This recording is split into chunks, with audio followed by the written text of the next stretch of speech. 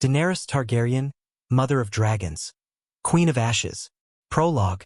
In a world where treachery and ambition walk hand in hand, and the blood of rulers is valued above gold, a girl was born who was destined to change the course of history. Daenerys Targaryen, the last daughter of the Mad King, was an exile before she could even speak. Her childhood passed among foreign walls and cold shores, but dragon's blood flowed in her veins, and she never forgot it. Chapter 1. Childhood in Exile. Daenerys came into the world in a storm, as a hurricane raged over Dragonstone. The sea waves crashed against the black cliffs as if warning that the fate of this child would be far from simple. Her mother died during childbirth, and her father, Aerys II, had already been overthrown and killed by Robert Baratheon. Together with her older brother Viserys, she was forced to flee far across the narrow sea, hiding from hired killers who dreamed of destroying the last heirs of House Targaryen. Viserys saw in his sister only a tool to reclaim the throne. He called her a dragon's egg, a symbol of power he planned to use. For Daenerys, life in exile was a series of relocations, humiliations, and fear. Yet even then, there was fire in her eyes, a fire that slowly grew into a blaze of determination. Chapter 2. The Birth of the Mother of Dragons. Fate led her to the powerful Khal Drogo, leader of the Dothraki horsemen. Viserys sold his sister in exchange for the promise of an army to retake the throne. At first, Daenerys feared her new husband and the savage life of the steppes, but she gradually learned to understand and respect him. Day by day, she grew stronger, leaving behind the insecure girl and becoming a true leader. The turning point came with her rise as Khaleesi. She learned to command people, to understand their language and traditions. When Drogo died, along with their unborn child, she did not break. On her husband's funeral pyre, Daenerys stepped into the flames with 3 petrified dragon eggs given to her as a wedding gift. By morning, she emerged unscathed, holding 3 tiny dragons, Drogon, Rhaegal, and Viserion. This was the beginning of the legend. Chapter 3. Battles for Freedom in Slaver's Bay.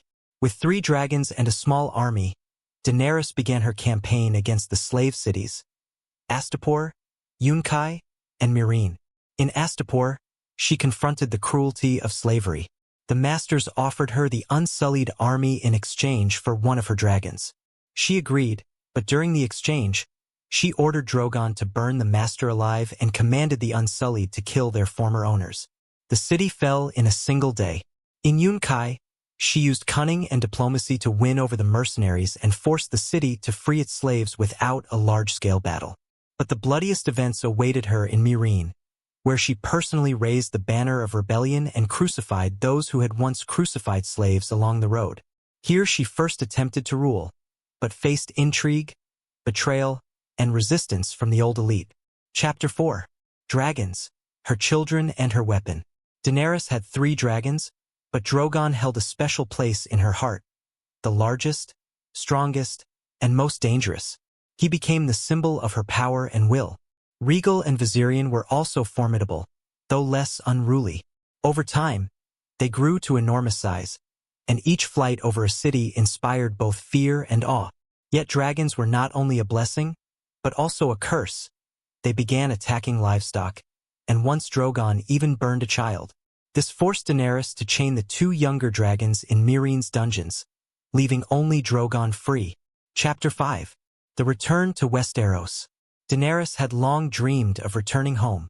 When the time came, she sailed with a massive fleet, allies from Dorne, an army of Dothraki, and the Unsullied. Her arrival in Westeros shifted the balance of power.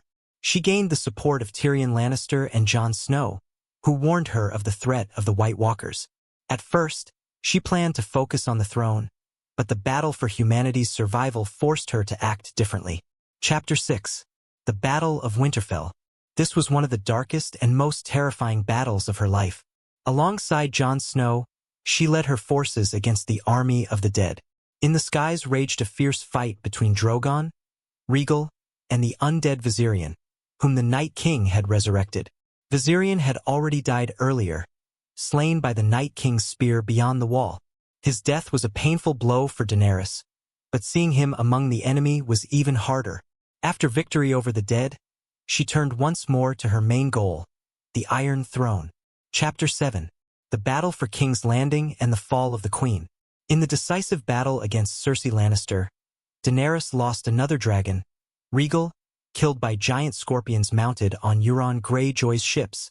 Grief and rage filled her heart. When the day of the assault on King's Landing came, she destroyed the fleet and broke the city's walls. But even after the enemy surrendered, she did not stop. Riding Drogon, Daenerys burned the entire city along with thousands of innocent people. In that moment, for many, she transformed from hero to tyrant. Chapter 8. The Death of the Mother of Dragons. Jon Snow, realizing that Daenerys would never stop, made a tragic choice. He killed her in the throne room as she dreamed of liberating the entire world. Drogon, sensing his mother's death, melted the Iron Throne and carried her body away, flying off to an unknown fate.